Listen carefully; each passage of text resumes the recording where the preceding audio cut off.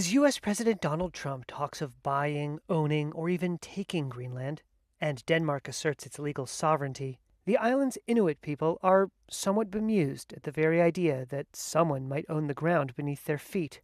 In Inuit understanding, owning land is something that is the wrong question. Rakel Christiansen is from a family of shamanic practitioners. The question should be who are responsible for the land. The land has been here before we ever came to be and will be after we disappear. So the way that Inuit sees it, that you cannot own something that you are part of. Kalerak Ringsted was born here in Kapisilit, a tiny settlement of wooden houses clinging to the shore of a fjord east of the capital, Nuuk. Now 74 years old, he serves in the church on a cliff that overlooks the village.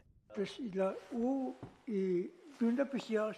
to Reuters in Greenlandic, he said it was very strange to hear Donald Trump talk about buying their land. He said since childhood he was used to the idea that one could not own land, only rent it. Does that actually give you control of land in Greenland? Does it give U.S. control ownership of land? We can do whatever we want. Greenland was thrust into the global spotlight last year when Trump revived his demand that the U.S. take control of the island, claiming national security needs. Trump has since backed away from threats the U.S. could take the island by force. He said he had secured total and permanent U.S. access to Greenland in a deal with NATO, but much of the details remain unclear. Greenland's population is about 57,000, and nearly 90% are indigenous Inuit, who have inhabited the island continuously for around 1,000 years. And the concept of collective ownership is not only tradition, but written into law.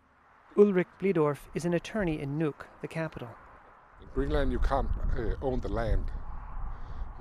It's been like that ever since our ancestors came here.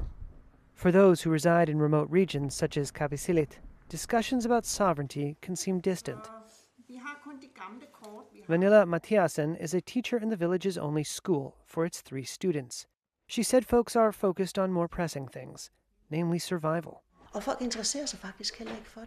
People here are interested in the day that is coming. Is there food in the fridge? Fine. Then I can sleep a little longer. If there is no food, then I will go out and catch fish or go out and shoot a reindeer.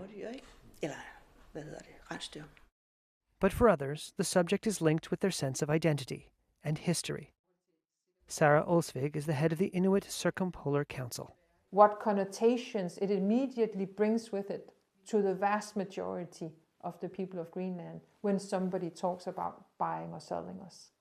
Because that really does mean that where it comes from is a worldview that resembles the worldview that started colonization in the first place.